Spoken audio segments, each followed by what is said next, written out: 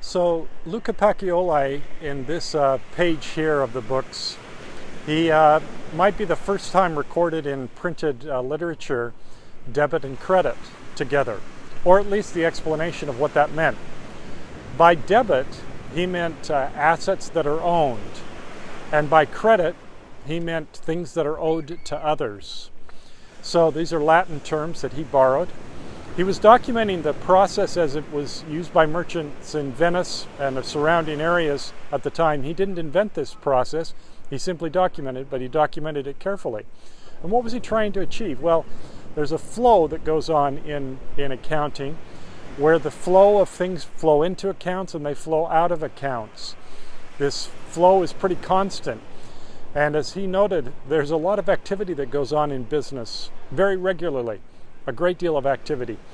He noted that if a businessman, there was a common saying in the time, if a businessman had 1,000 hands, he still wouldn't have enough to accomplish everything that's required of him.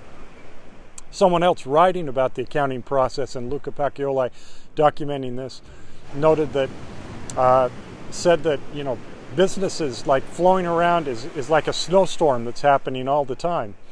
And in this snowstorm, we need to have it stop periodically to be able to assess what is happening and why it's happening, to be able to measure what's gone on, to be able to take stock, to take an inventory, as Luca Pacioli starts in the first chapter of his book describing the inventory that needs to be taken.